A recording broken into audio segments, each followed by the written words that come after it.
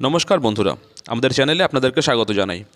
যারা চ্যানেলটিকে প্রথমবার দেখছেন তারা অবশ্যই চ্যানেলটি সাবস্ক্রাইব করে নেবেন এবং বেল আইকনটি দাবিয়ে দেবেন, যাতে চ্যানেলে দেওয়া সকল ভিডিওর প্রথম নোটিফিকেশান আপনাদের কাছে পৌঁছে যায়। তো আজকে আমাদের সুপ্রিম কোর্টে এসএসসির অনেকগুলোই মোটামুটি মামলা ছিল। একটা টেন্টের মামলা ছিল, একটা ছিল আমাদের 10 নম্বরের মামলা, আর একটা ছিল এই মেরিট লিস্টের মধ্যে কিছু প্রবলেমস থাকার জন্য সেটাকে চ্যালেঞ্জ করে কিছু মামলা হয়েছিল, মানে আমাদের এই যে ইন্টারভিউ লিস্ট আছে। তো যাই হোক, 19 নম্বর থেকে সম্পূর্ণ মামলার শুনানি স্টার্ট হয়।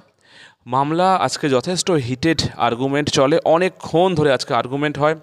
কল্যাণ বন্দ্যোপাধ্যায় মহাশয়, যিনি আমাদের স্টেট গভর্নমেন্টকে রিপ্রেজেন্ট করছেন, উনি বারে বারে বোঝাতে চান যে কোনো রকম টেন্টেড ক্যান্ডিডেট এখানে আসেননি।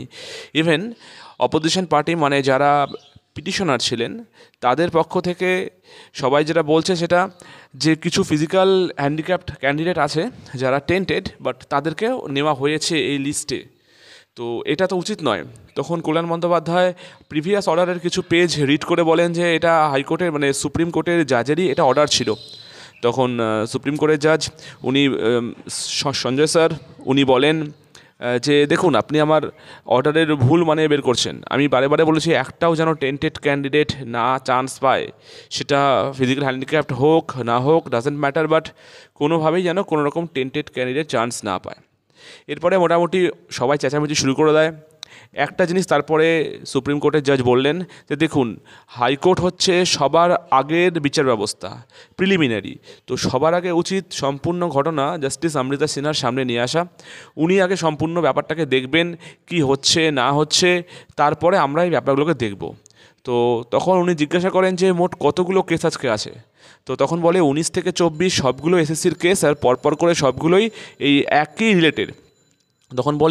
উনি তখন বলেন, মানে আমাদের সুপ্রিম কোর্টের জাজ, উনি তখন বলেন যে ঠিক আছে, তাহলে এই যে এতগুলো কেস সবগুলো আগে হাইকোর্টে নিয়ে যাওয়া হোক, যাবতীয় গ্রিভেন্স ওখানে দেওয়া হোক।